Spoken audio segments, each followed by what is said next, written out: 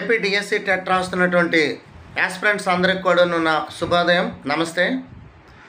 మనం ఈరోజు టాపిక్లోకి వెళ్తే విద్యా దృక్పథాల నుంచి మనం ఇక్కడ భారతదేశము విద్యా చరిత్ర మొదటి పాఠం, దీంట్లో ఉన్నటువంటి మొదటి చాప్టర్లో ఉన్నటువంటి బిట్లు పిన్ టు పిన్ మనం తెలుసుకోబోతున్నాం. ముఖ్యంగా ఇది ఇంటి దగ్గర ఉండి చదువుకుంటున్నటువంటి ముఖ్యంగా ఆడవాళ్ళకి చాలా ఉపయుక్తంగా ఉంటుంది. వాళ్ళ ఇంటి పనులతో అలసిపోయి ఉంటారు, వాళ్ళందరికీ కూడా చాలా యూస్ఫుల్గా ఉంటుంది. టాపిక్లోకి వెళ్తే భారతదేశం విద్యా చరిత్ర అన్ని దేశాల కన్నా ముందు ప్రపంచంలోనే మొట్టమొదట విద్యా వ్యవస్థ కలిగినటువంటి దేశం భారతదేశం అని ఎవరు చెప్పారు అంటే ఎఫ్డబ్ల్యూ థామస్. మన భారతదేశంలో అంటే ప్రపంచంలోనే మొట్టమొదటి యూనివర్సిటీ ఎక్కడ ఉందంటే తక్షశిల. ఈ యూనివర్సిటీ ఇప్పుడు పాకిస్తాన్లో ఆ భూభాగం ఉంది. తక్షశిల విశ్వవిద్యాలయంలో ఎవరు ఆచార్యులుగా ఉన్నారు, ప్రొఫెసర్స్ ఎవరు అంటే వ్యాకరణ శాస్త్రానికి పాణిని, అలాగే వైద్య శాస్త్రానికి జీవకుడు, అర్థశాస్త్రంలో గొప్పవాడైనటువంటి కౌటిల్యుడు ఈ విశ్వవిద్యాలయంలోన ప్రొఫెసర్స్గా ఉన్నారు. అదేవిధంగా మన తక్షశిల లాగే భారతదేశంలో గొప్ప యూనివర్సిటీ ఏమిటంటే నలంద విశ్వవిద్యాలయం. ఇది బీహార్లో క్రీస్తు శకం 5వ శతాబ్దం నుంచి క్రీస్తు శకం 12వ శతాబ్దం వరకు 700 సంవత్సరాల పాటు విలసిల్లింది. అప్పటి రోజుల్లో విద్య యొక్క ప్రధానమైనటువంటి సూత్రం ఏమిటంటే విద్య జీవితం కోసం, మార్కుల కోసం కాదు. విద్య యొక్క అంతిమ లక్ష్యం ఏమిటి? సమగ్ర మూర్తిమత్త వికాసం, ఆల్ రౌండ్ డెవలప్మెంట్. ప్రాచీన కాలంలో ప్రముఖ మహిళా విద్యావేత్తలు ఎవరు? ఆ రోజుల్లో విద్య అనేది స్త్రీ పురుష భేదం లేకుండా అందరికీ అందుబాటులో ఉండేది. మైత్రేయి, గార్గి, విశ్వంభర, అపల, లోపముద్ర వీళ్ళు గొప్ప మహిళా విద్యావేత్తలుగా పేరు పొందారు. అలాగే భారతీయ విశ్వవిద్యాలయాల్లో విద్యను అభ్యసించిన చైనా యాత్రికులు, మనకి విదేశీయులు కూడా మన దేశానికి వచ్చి చదువుకునే వాళ్ళు. Fahien UN song. విద్య అనే పదం ఎక్కడి నుండి ఉద్భవించింది? విద్ అనేటటువంటి సంస్కృత పదం నుంచి ఉద్భవించింది. విద్ అంటే ఏమిటి? తెలియని విషయాలను తెలుసుకోవడం, అదే ఎడ్యుకేషన్. మరి విద్యని నిర్వచించడం అనేది సాధ్యమా? ఎంతోమంది ఎన్నో నిర్వచనాలు ఇచ్చారు. అలాగే మన ఋగ్వేదంలో వ్యక్తిని నిస్వార్థపరునిగా మరియు తనపై తనకు నమ్మకం కలిగించేటట్లుగా చేసేదే విద్య అని ఋగ్వేదంలో పేర్కొన్నారు. అదేవిధంగా విద్య యొక్క అంతిమ లక్ష్యం ఏమిటి? మోక్ష సాధన అని ఉపనిషత్తుల్లో పేర్కొనబడింది. విద్య అంటే దేశం పట్ల భక్తిని, ప్రేమను పెంచడానికి ఇచ్చేటటువంటి శిక్షణ అని అర్థశాస్త్ర నిపుణుడైనటువంటి కౌటిల్యుడు పేర్కొన్నాడు. విద్య అంటే ఆత్మ సాక్షాత్కారం పొందడమని ఆది గురువు ఆది శంకరాచార్యులు చెప్పారు. అదేవిధంగా యాజ్ఞవల్కుడు అనేటటువంటి మహర్షి ఏం చెప్పాడంటే మనిషిని శీలవంతునిగాను సమాజానికి ఉపయోగపడేవానిగాను తీర్చిదిద్దేదే విద్య అని చెప్పాడు. అలాగే చూడండి, గాంధీజీ గారు ఏం చెప్పారు? ముఖ్యం మనకి భారతదేశం అంటేనే గాంధీ అంటేనే భారతదేశం. ఖచ్చితంగా ఏదో ఒక బిట్ అనేది గాంధీజీ గురించి వస్తూనే ఉంటుంది. వ్యక్తుల్లో శారీరక, మానసిక, ఆధ్యాత్మిక శక్తులను సమగ్రంగా వెలికి తీసేదే విద్య అని చెప్పిన వాళ్ళు ఎవరు అంటే మహాత్మా గాంధీ. అదేవిధంగా చూడండి, విద్య అనేది శీల నిర్మాణం కోసం ఉపయోగపడుతుంది, అంటే మన క్యారెక్టర్ని బిల్డ్ చేయడానికి ఉపయోగపడుతుంది అని చెప్పిన వాళ్ళు దయానంద. శీల నిర్మాణానికి, నైతిక జీవనానికి విద్య ఒక మార్గం అని చెప్పిన వాళ్ళు స్వామి వివేకానంద. అదేవిధంగా విద్య అంటే ఆత్మ సాక్షాత్కారం పొందడం, ప్రజాసేవ చేయడం అని చెప్పిన వాళ్ళు గురునానక్. విద్య మానవునికి ప్రకృతితో సంఘీభావం కలిగించి నిజమైన సత్యాలను కనుగొని ఆత్మకు వెలుగునిచ్చి ప్రేమను పెంచి జీవితానికి అర్థం కల్పించడానికి తోడ్పడుతుంది అని చెప్పిన వాళ్ళు రవీంద్రనాథ్ ఠాగూర్. వికసిస్తున్నటువంటి ఆత్మకు తన అంతర్గత శక్తులను బహిర్గతం చేయడానికి సహాయపడేదే విద్య అని అరవింద్ ఘోష్ గారు చెప్పారు. మంచి వ్యక్తిని తన యందు ప్రేమ యందు వికసించి రాణించడానికి సహాయపడేదే విద్య అని జుడ్డు కృష్ణమూర్తి గారు చెప్పారు. అదేవిధంగా విద్య మానవుని పూర్తి మానసిక వికాసానికి దోహదకారి అని చెప్పిన వాళ్ళు జాకీర్ హుస్సేన్. విద్య అనేది కేవలం జీవనాధారం కాదు, ఆలోచనలకు నిలయం కారాదు. విద్య ఆధ్యాత్మిక జీవనానికి మార్గం కావాలి. సత్యాన్వేషణ, సదాచరణకు మానవులు ఆత్మకు ఇచ్చే శిక్షణ కావాలి. విద్య మనిషికి రెండో జన్మ కావాలని చెప్పిన వాళ్ళు సర్వేపల్లి రాధాకృష్ణన్. మరి మన భారతీయులే కాకుండా విద్య గురించి విదేశీయులు కూడా అనేకమైనటువంటి నిర్వచనాలను ఇచ్చారు. మానవుడు హేతుబద్ధమైన జీవి, ఇంద్రియ వాంఛలకు ప్రాధాన్యత ఇచ్చేవాడని గ్రీకు తాత్వికుల యొక్క వాదన. మానవుడు దేవుని యొక్క పుత్రుడు, జీవితాన్ని ఆనందమయం చేసుకోవాలని చెప్పిన వాళ్ళు క్రైస్తవ వాదం. అయితే పాశ్చాత్యులు ఎవరు కూడా ఆధ్యాత్మిక విషయాలకు ప్రాధాన్యత ఇవ్వలేదు, భౌతిక విషయాలకు మాత్రమే విద్య విషయంలో ప్రాధాన్యం ఇచ్చారు. ప్రతి మనిషిలోనూ నిక్షిప్తమైన విశ్వజనీయ భావాలను వెలికి తీసేది విద్య అని ప్రముఖ తత్వవేత్త సోక్రటీస్ చెప్పారు. అదేవిధంగా చూడండి, సరైనటువంటి సమయంలో సంతోషము మరియు బాధను అనుభవింపజేసే శక్తి కలదే విద్య. శారీరకంగాను మానసికంగాను విద్యార్థిని అత్యున్నతమైనటువంటి స్థాయిలో అభివృద్ధి చేసేది విద్య అని ప్లేటో చెప్పారు. మరి దృఢమైనటువంటి శరీరంలో దృఢమైనటువంటి మనస్సును ఏర్పరిచేదే విద్య అని అరిస్టాటిల్ చెప్పారు. అరిస్టాటిల్ చాలా శాస్త్రాల్లో పితామహుడుగా ఉంటారు. మానవునికి విద్య పుట్టుకతోనే ప్రారంభమవుతుంది. అనుభవాలే మానసిక భావాలకు కారణాలు అని రూసో చెప్పాడు. జీవిలో నిద్రాణమైనటువంటి సహజ శక్తులను మేల్కొల్పేది విద్య అని ప్రోబెల్ మహాశయుడు చెప్పాడు. అలాగే కొమీనియస్ ఏం చెప్పాడు? సంపూర్ణ మానవ వికాసమే విద్య. అదేవిధంగా జాన్ డ్యూయి సామాజిక సామర్థ్యాన్ని పెంపొందించేది విద్య అని ఆయన పేర్కొన్నారు. అలాగే విద్య అనేది మనస్సును నియంత్రిస్తుంది అని ఎమర్సన్ చెప్పారు. నైతిక వికాసాన్ని అభివృద్ధి చేసేది విద్య అని హెర్బర్ట్ చెప్పారు.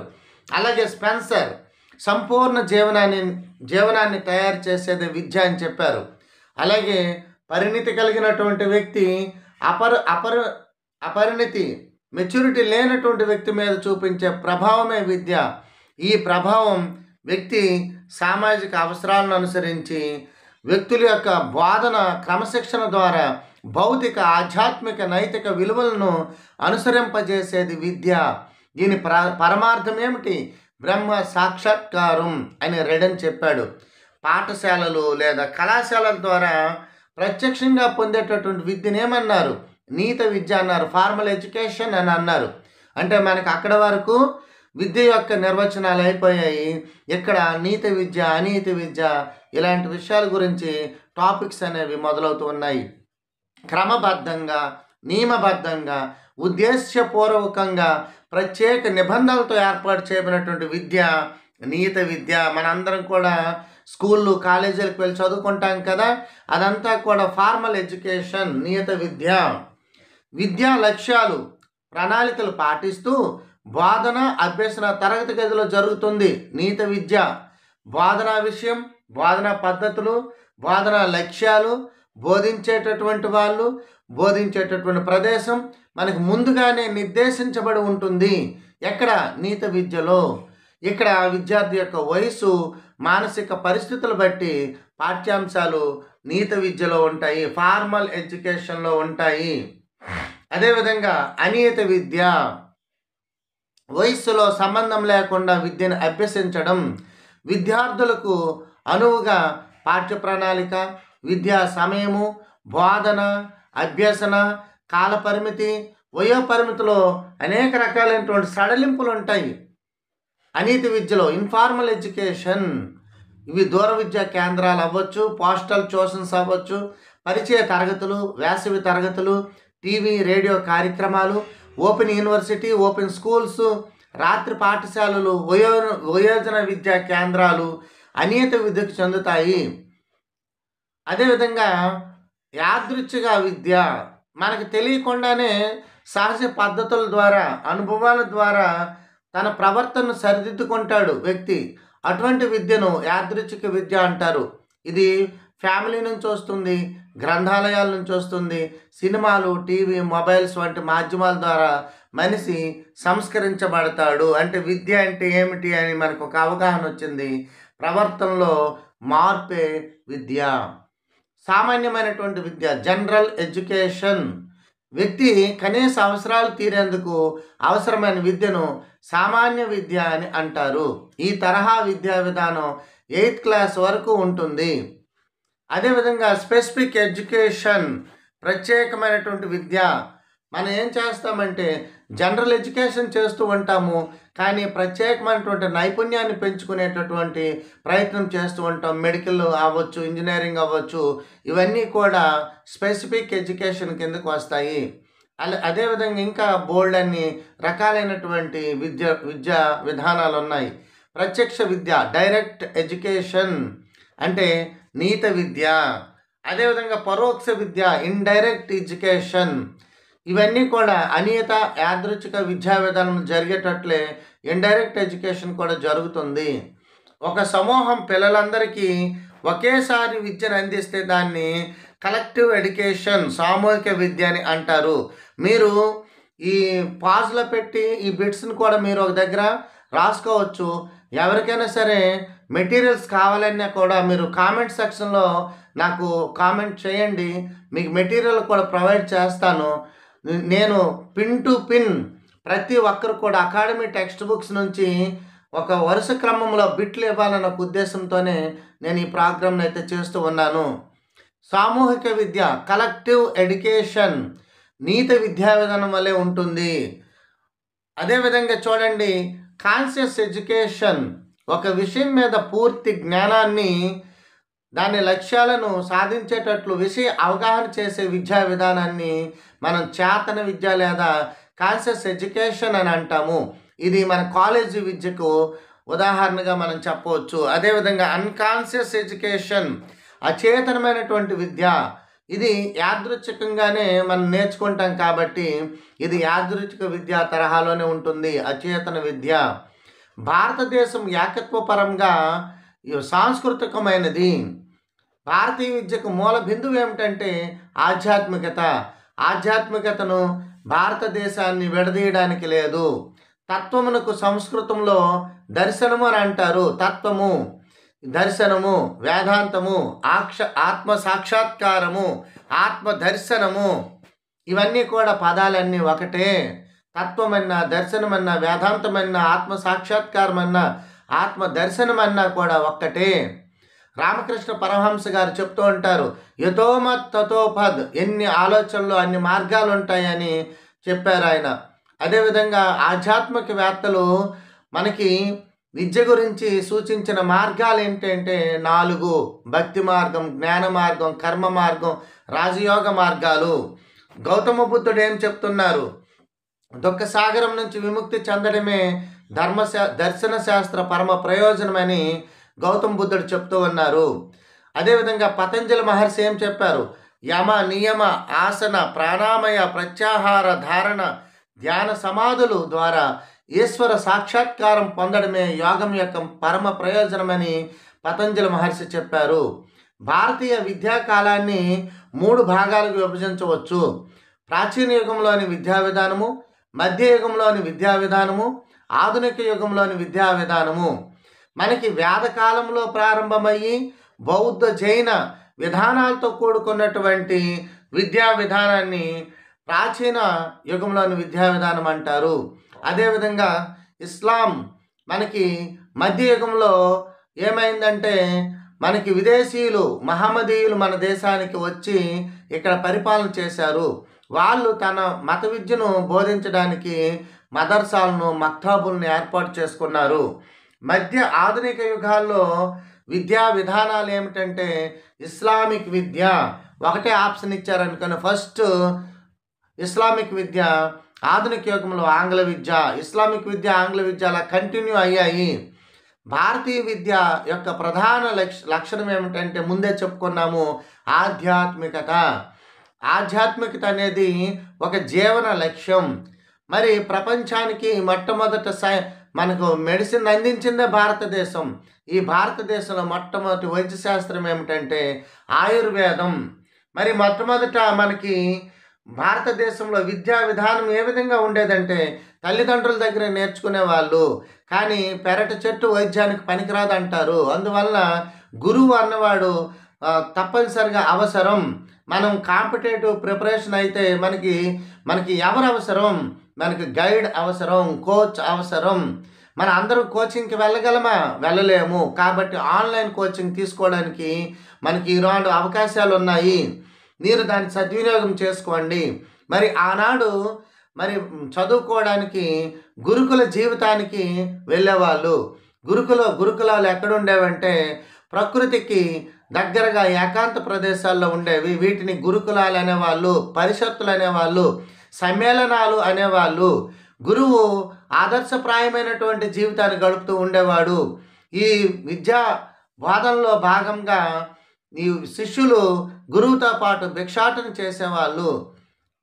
పెద్ద పెద్ద దేవుళ్ళైనా సరే, రాజుల యొక్క కుమారులైనా సరే విద్య నేర్చుకోవాలంటే గురుకులానికి వెళ్ళేవాళ్ళు. శ్రీకృష్ణ భగవానుడు కూడా సాందీప మహర్షి దగ్గరకు గురుకులానికి వెళ్ళాడు. అక్కడ వేదకాలంలో విద్య యొక్క అంతిమ లక్ష్యం ఏమిటంటే మోక్ష సాధన. మనం ఇది అన్నీ గుర్తుపెట్టుకోవాలి. మన విద్య యొక్క లక్ష్యాలు ఏమిటనేది స్పష్టంగా మనకు తెలుసుకోవాలి.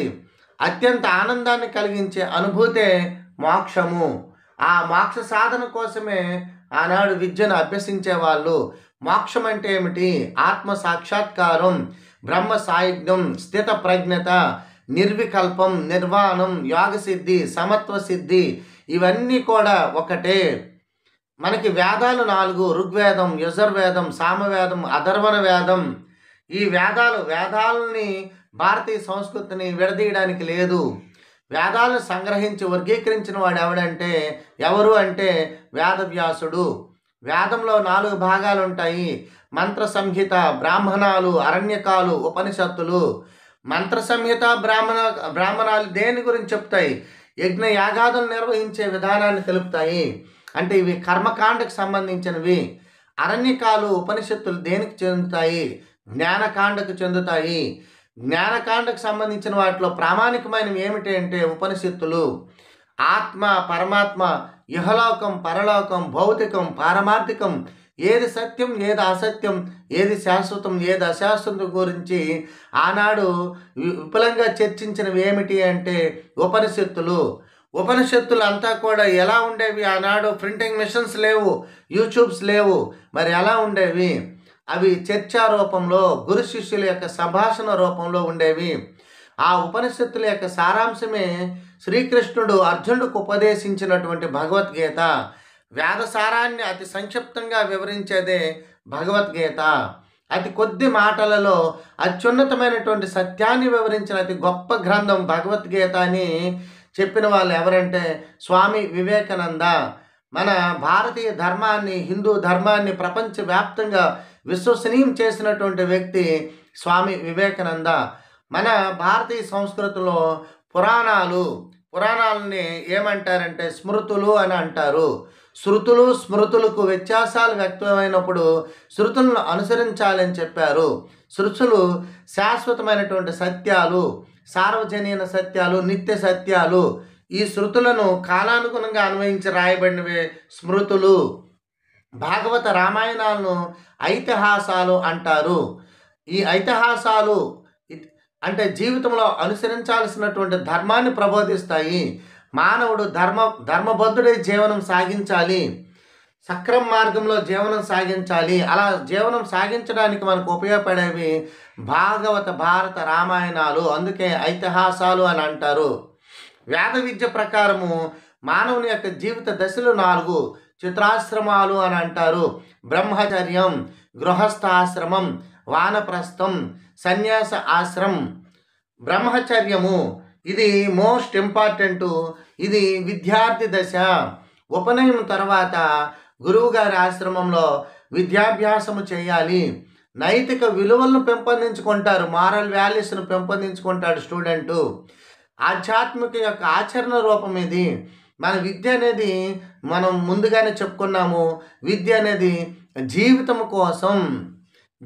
కోసం విద్య అనే భావనను మనకి ఆధునిక కాలంలో బలపరిచిన వాళ్ళు ఎవరంటే రాధాకృష్ణన్ కమిషన్, కొఠారి కమిషన్, జాతీయ విద్యా విధానము 1968, 1986, 2020. వివాహం చేసుకొని భార్య, సంతానము, తల్లిదండ్రులు, అతిథులు, బంధువులు, సమాజం పట్ల తన కర్తవ్యాన్ని నిర్వహించే దశ గృహస్థాశ్రమం. కుటుంబ బాధ్యతల నుంచి వైదొలిగి భార్యాభర్తలు ఆధ్యాత్మిక సాధన కొనసాగించే దశను వానప్రస్థాశ్రమం అంటారు. పూర్తిగా ప్రాపంచిక విషయాలకు దూరంగా ఉండి ఆధ్యాత్మిక సాధన చేసే దశను సన్యాసాశ్రమం అంటారు. కొంతమంది ఏం చేస్తారంటే మధ్యలో గృహస్థాశ్రమాన్ని, వానప్రస్థాశ్రమాన్ని వదిలిపెట్టి బ్రహ్మచర్యం నుండి డైరెక్ట్గా సన్యాసాశ్రమానికి వెళ్తూ ఉంటారు. ఉదాహరణకు శంకరాచార్యులు వారు, అలాగే వివేకానందులు. జీవిత లక్ష్యాన్ని ఎలా సాధించాలో తెలియచేసేవే చతుర్విధ పురుషార్థాలు. ఏమిటా చతుర్విధ పురుషార్థాలు? అర్థ, ధర్మ, కామ, మోక్ష. జీవితం కొనసాగాలంటే అర్ధకామాలు అవసరం. అర్ధకామాలు ధర్మబద్ధంగా నిర్వహిస్తూ మోక్ష సాధనే లక్ష్యంగా మనం జీవితాన్ని గడపాలి.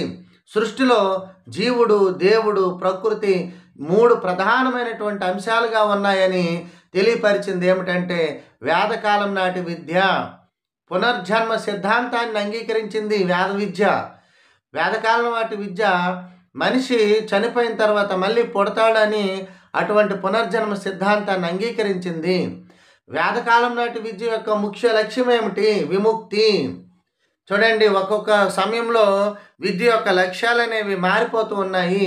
మనం జాగ్రత్తగా దాన్ని నోటీస్ చేయాలి.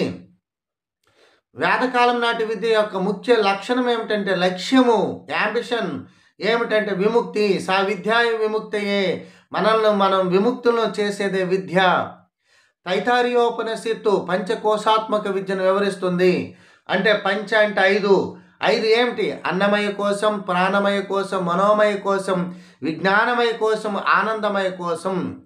మరి వేద విద్య ఎందుకు ప్రాధాన్యం సంతరించుకుంది అంటే అది వేద విద్య అనేది స్త్రీ పురుష భేదం లేకుండా అందరికీ అందించబడింది. వృత్తి విద్యకు ప్రాధాన్యత ఇవ్వబడింది వేద విద్యలో. మరి వేదకాలం నాటి పాఠ్య విద్యా ప్రణాళిక ఏ విధంగా ఉంది? లౌకిక, పారాలౌకిక విద్యలకు స్థానం ఉంది. దీన్ని పరా విద్యలని కూడా అంటారు. అంటే అపరా విద్యలు అంటే ఏమిటి? భౌతికమైనవి. ఖగోళ శాస్త్రము, నక్షత్ర శాస్త్రం, రత్నశాస్త్రం, గణిత శాస్త్రం, వైద్య శాస్త్రం, యుద్ధతంత్రము, రాజనీతి, అర్థశాస్త్రం, వ్యాకరణం, శిక్ష, నిరుక్తం, మీమాంస, వాణిజ్య శాస్త్రం, దండనీతి. ఇవన్నీ అపరా విద్యలు. ఇవన్నీ ఇహలోకానికి సంబంధించినవి, భౌతికమైనవి. పరా విద్యలు అవి కూడా పాఠ్య ప్రణాళికలో ప్రధానంగా ఉండేవి. 4 వేదాలు, షడాంగాలు. చూడండి, శిక్ష, కల్పము, వ్యాకరణము, జ్యోతిషము, ఛందస్సు, నిరుక్తము 6 షడంగాలు. షడ్దర్శనాలు, సాంఖ్యం, యోగం, న్యాయం, వైశేషికం, పూర్వమీమాంస, ఉత్తర మీమాంస, ధర్మశాస్త్రాలు, తర్కశాస్త్రము. అదేవిధంగా 18 పురాణాలు, 18 పురాణాలు. ఇవన్నీ కూడా పరా విద్యకు సంబంధించినవి. అపరా విద్యలను ఆనాడు బోధించడానికి చాలా యూనివర్సిటీస్ ఉండేవి. ఏమిటా యూనివర్సిటీసు? విశ్వవిద్యాలయాలు, ఆవాస విద్యాలయాలు. అక్కడ ఉండి చదువుకోవడానికి ఒక అవకాశం ఉండేది. తక్షశిల, నలంద, విక్రమశిల, ఉజ్జయిని. ఇవి భారతీయ విద్యలో ప్రాధాన్యత పొందినటువంటి విశ్వవిద్యాలయాలు. వేదకాలం నాటి బోధనా పద్ధతులు ఏ విధంగా ఉన్నాయి తెలుసుకోవాలి మనం. ఎందుకంటే ఇప్పుడు బోధనా పద్ధతులు, వేదకాలం నాటి బోధనా పద్ధతులు ఏ విధంగా ఉన్నాయి అని మనం కంపేర్ చేసుకోవాలి. ఆనాడు గురు గృహవాసమే అత్యున్నత బోధనా పద్ధతి. ఆనాడు గురువు యొక్క ఇంట్లోనే మనం ఉండి చదువు నేర్చుకునే వాళ్ళము, గురువుకి సేవ చేస్తూ ఉండేవాళ్ళము, గురువు చెప్పిన పనులన్నీ చేస్తూ ఉండేవాళ్ళము. అలా ఆనాడు బోధనా పద్ధతి గృహవాసమే అక్కడ మంచి బోధనా పద్ధతి. గురువు యొక్క జీవన శైలిని చూసి విద్యార్థులు తమ జీవితాల్ని మలుచుకునేవాళ్ళు. ఆనాటి గురువులు కూడా అంత అద్భుతమైనటువంటి నైతిక విలువలు కలిగి ఉండేవాళ్ళు. మరి నా జీవితమే నా సందేశం మీకు ముందుగానే చెప్పాను. ఏమిటి? మహాత్మా గాంధీ, అతను లేనిదే భారతదేశము లేదు. అతని యొక్క నిర్వచనాలు వస్తూ ఉంటాయి, కొటేషన్స్ వస్తూ ఉంటాయి. నా జీవితమే నా సందేశం. చూడండి, గురువును చూసి శిష్యుడు నేర్చుకుంటాడు. మహాత్మా గాంధీ ఎలా మనం మసులుకోవాలో చెప్పలేదు. ఆయన జీవితం మనకు ఆదర్శం. నా జీవితమే నా సందేశం. విలువలు అనేవి బోధించేవి కాదు, అలవర్చుకునేవి. Values are caught but not taught అని చెప్పిన వాళ్ళు మహాత్మా గాంధీ. వేదకాలం నాటి బోధన పద్ధతులు ఏ విధంగా ఉన్నాయి? మరి ఈనాడు ఉన్నటువంటి కంప్యూటర్స్ కానీ, మొబైల్స్ కానీ, బ్లాక్ బోర్డ్స్ కానీ ఏమీ లేవు. మరి ఆనాడు ఏ విధంగా బోధించేవాళ్ళు? గృహవాసము, మౌఖిక పద్ధతి, చర్చా పద్ధతి, గురువు శిష్యులు చర్చించుకునే వాళ్ళు, ప్రశ్న పద్ధతి, ప్రశ్నలు వేసేవాళ్ళు, సమాధానాలు రాబెట్టుకునేవాళ్ళు, వివరణ పద్ధతి, ఏదైనా ఒక విషయాన్ని గురించి వివరణ ఇచ్చేవాళ్ళు, ధ్యానం చేసేవాళ్ళు, మెడిటేషన్ చేసేవాళ్ళు, కొత్త విషయాలు తెలుసుకునేవాళ్ళు, శ్రవణ మనన నిధి ధ్యానములు. అదేవిధంగా మానిటోరియల్ పద్ధతి. మానిటోరియల్ పద్ధతి అంటే ఏమిటి అది కూడా చెప్పుకుందాం. అక్కడ సీనియర్ స్టూడెంట్ ఏం చేస్తాడు? జూనియర్కి బోధన చేస్తూ ఉంటాడు మానిటోరియల్ విధానంలోన. భారతీయ బోధనా పద్ధతుల్లో విశిష్టమైనటువంటి పద్ధతి ఏమిటంటే మౌఖిక పద్ధతి. మరి ఆనాటి రాత ప్రతులు లేవు, ప్రింటింగ్ ప్రెస్సులు లేవు, కాగితం లేదు. కానీ వేదాలు ఒకరి నుండి ఒకరికి ఏ విధంగా అందించబడ్డాయి, ఒక తరం నుంచి మరొక తరానికి మౌఖిక పద్ధతి ద్వారా అందించబడ్డాయి, వారలుగా అందించబడ్డాయి. సాహిత్యము, సంగీతము, పద్యాలు, శ్లోకాలు అవగాహన చేసుకోవడానికి, ఒల్లించడానికి ఉపయోగపడేటటువంటి గొప్ప పద్ధతి మౌఖిక పద్ధతి. శాస్త్రార్థాన్ని తెలుసుకోవడానికి ఉపయోగపడే పద్ధతి చర్చా పద్ధతి, చర్చించుకునే వాళ్ళు. అదేవిధంగా ప్రాచీన కాలంలో ప్రసిద్ధి పొందినటువంటి శాస్త్ర చర్చ అంటే మండన మిశ్రునికి, శంకరాచార్యునికి ఒక శాస్త్ర చర్చ అనేది జరిగింది.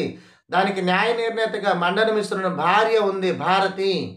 మరి ఆ చర్చలో శంకరాచార్యులు వాళ్ళు విజయం సాధించారు. ఆ తర్వాత ఈ మండన మిశ్రుని యొక్క భార్య అయినటువంటి భారతి అతనికి శిష్యులుగా మారిపోయారు. మరి ఉపనిషత్తులు మనం చూసినట్లయితే చాలా వరకు ప్రశ్నోత్తర పద్ధతిలోనే సాగాయి. అలాగే ప్రశ్నోత్తర పద్ధతికి మరొక ఉదాహరణ ఏమిటంటే భగవద్గీత. అదేవిధంగా కేశోపనిషత్తు.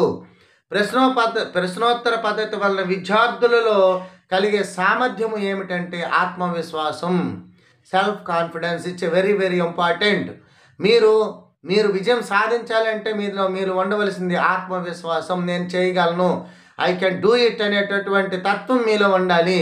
అప్పుడే మీరు ఏదైనా సాధించగలరు. ఒక విషయాన్ని, సూత్రాన్ని ప్రతిపాదించి దానికి వివరించే పద్ధతి ఏమిటంటే వివరణా పద్ధతి. మనసు నిర్మలంగా ఉంటేనే మనం విద్యా సాధనని చేయగలం.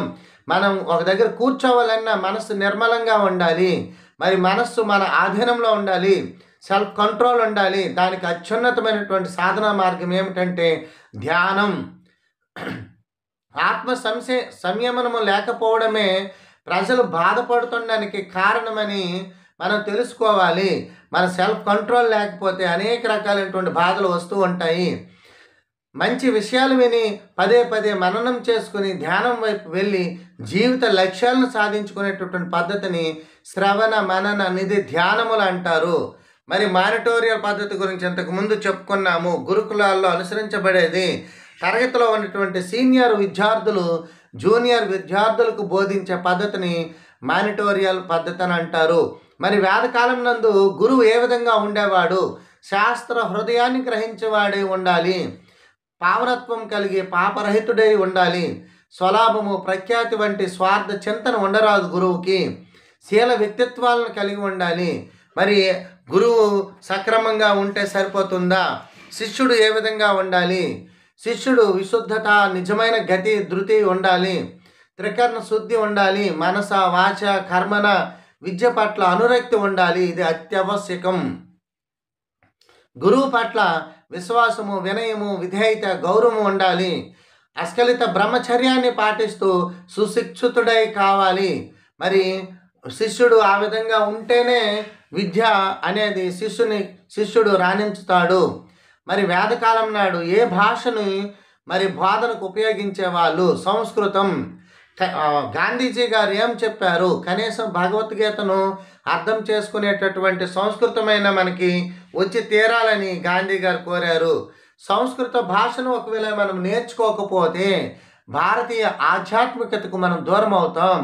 ఆనాటి చాలా గ్రంథాలు సంస్కృతంలోనే ఉన్నాయి, సాంస్క్రిట్లోనే ఉన్నాయి. మరి నేటికి ఆనాటి వేదకాలం నాటి అంశాలు ఉపయోగపడుతున్నాయా? ఉపయోగపడుతున్నాయి. ఈనాడు కూడా మనం బోధనా పద్ధతిలో యోగా, ధ్యానము, చర్చా పద్ధతి, ప్రశ్నోత్తర పద్ధతి, మౌఖిక అభ్యసన విధానాలను మనము అనుసరిస్తూ ఉన్నాము. మరి బౌద్ధ మతానికి మూల కారకుడు ఎవరు? బుద్ధుడు. మరి బుద్ధుని యొక్క అసలు పేరేమిటి? సిద్ధార్థుడు. ఈ బుద్ధుడిని తథాగతుడు అని కూడా అంటారు. బుద్ధుడి గురించి కొన్ని విషయాలు మనం తెలుసుకోవాలి. కపిలవస్తు నగరంలో లుంబిని అనేటటువంటి ప్రాంతంలో బుద్ధుడు జన్మించాడు. అతను తండ్రి ఒక మహారాజు, కోశల దేశానికి రాజు శుద్ధోధనుడు. అతని యొక్క తల్లి చిన్నతనంలోనే చనిపోయింది, మాయాదేవి ఆమె పేరు. మరి సవతి తల్లి గౌతమి యొక్క పెంపకంలో బుద్ధుడు పెరిగాడు. అతని యొక్క భార్య యశోధర, కుమారుడు రాహులుడు. ఈ బుద్ధుడు జ్ఞానాన్ని అన్వేషించడానికి తపస్సు చేశాడు. ఆయనకి బోధి వృక్షం కింద జ్ఞానోదయము అయ్యింది. బుద్ధుడు 4 రకాలైనటువంటి సత్యాలను ప్రకటించాడు. ఈ ప్రపంచమంతా దుఃఖమయం, కోరికలే దుఃఖానికి కారణం, కోరికలు జయిస్తేనే దుఃఖం తగ్గుతుంది.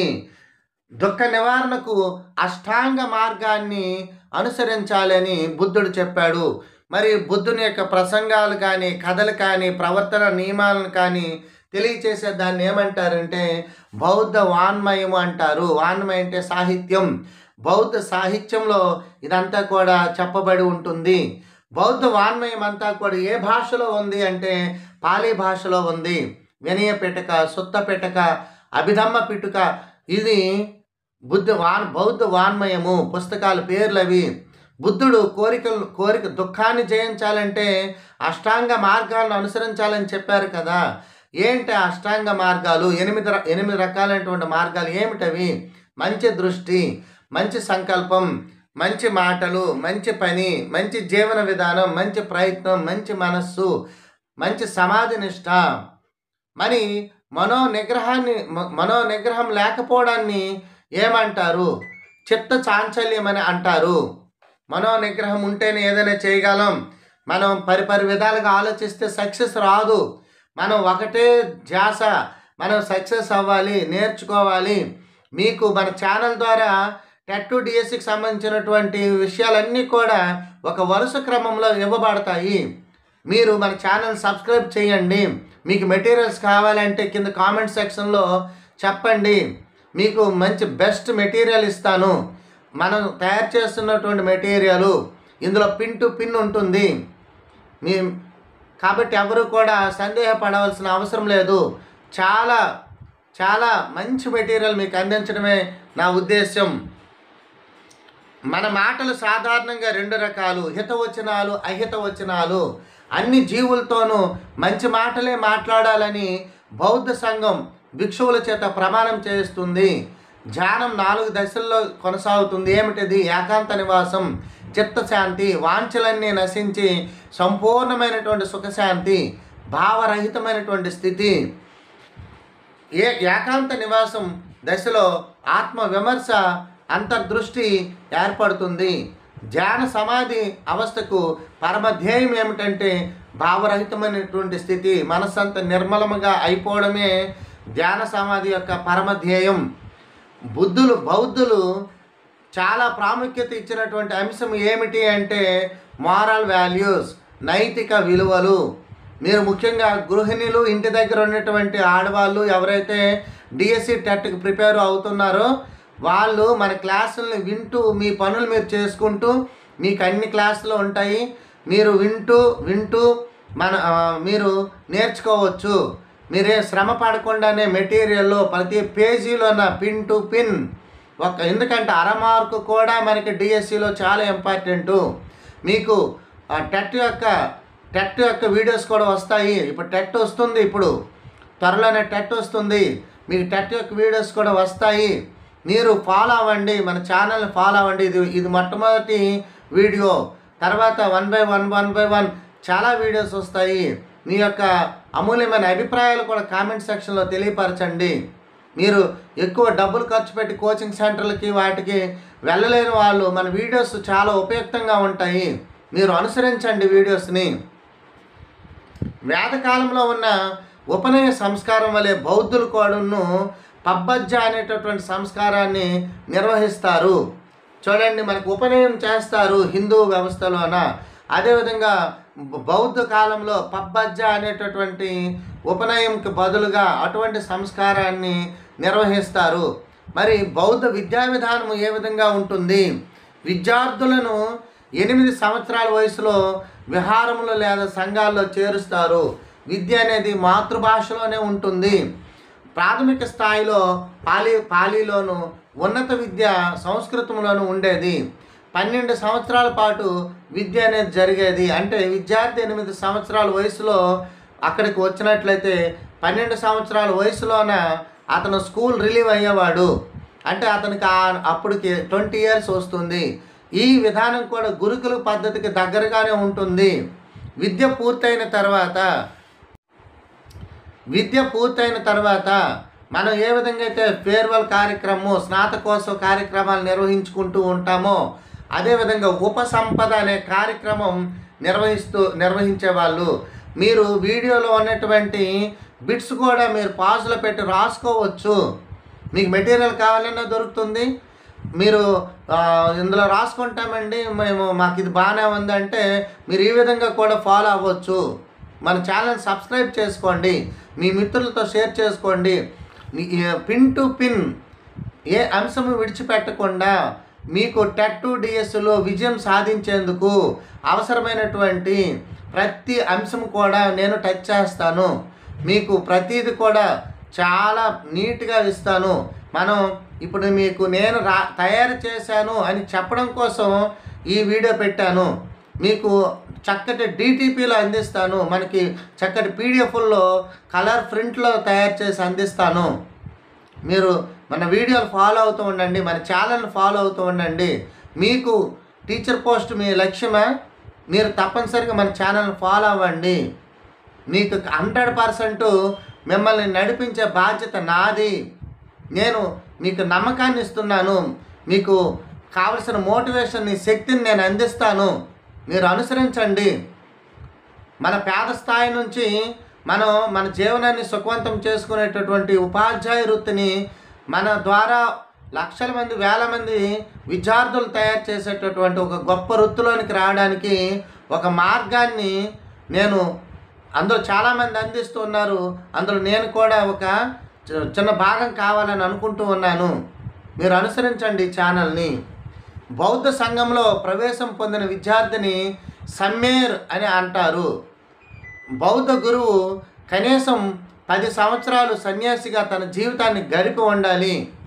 బౌద్ధ వ్యవహారాలలో ఆచార్యులు గొప్ప పండితులని విదేశీయులు కూడా కీర్తించారు. అటువంటి విదేశీయుల్లో ఒక వ్యక్తి హ్యూయన్ సాంగ్. మరి ఒక్కొక్క విద్య యొక్క లక్ష్యము ఒక్కొక్క కాలంలో ఒక్కొక్కలాగా ఉండేది. బౌద్ధ విద్య యొక్క అంతిమ లక్ష్యం ఏమిటి? మోక్షం. దీన్ని నిర్వాణము అని అంటారు. మనం ముందుగానే చెప్పుకున్నాం కదా, నిర్వాణము మోక్షము ఒకటే. బౌద్ధ విద్య పాఠ్య ప్రణాళికల్లో ప్రధానమైనటువంటి అంశాలు ఏమిటి అంటే వినయ పిటుక, సొత్త పిటుక, అభిధమ్మ పేటకములు, అలాగే వృత్తి విద్యలు, తత్వశాస్త్రము, ఆయుర్వేదము, సైనిక శిక్షణ, ఉన్నత ధర్మశాస్త్ర బోధన. బౌద్ధ విద్యా బోధన పద్ధతులు ఏ విధంగా ఉన్నాయి, మనకి వేదకాలంలో ఏ విధంగా ఉన్నాయో ఇంచుమించుగా ఆ విధంగానే ఉన్నాయి. మౌఖిక బోధన, చర్చా పద్ధతి, ప్రశ్నోత్తర పద్ధతి, సమావేశాలు, సమ్మేళనాలు నిర్వహించుకోవడం, ఏకాంతంలో ధ్యానం చేయడం, ఇవన్నీ కూడా బౌద్ధ విద్యా విధానంలోన అనుసరించినటువంటి బోధనా పద్ధతులు. ఆ తర్వాత జైన విద్యా విధానం. మరి జైన మత స్థాపకుడు ఎవరంటే ఋషభనాథుడు. జైన జైన మతాన్ని ప్రపంచవ్యాప్తం చేసిన వాళ్ళు ఎవరు అంటే తీర్థాంకరులు. 24 మంది ఉంటారు. ఇందులో 23వ తీర్థాంకరుడు పార్శ్వనాథుడు, 24వ తీర్థాంకుడు మహావీరుడు.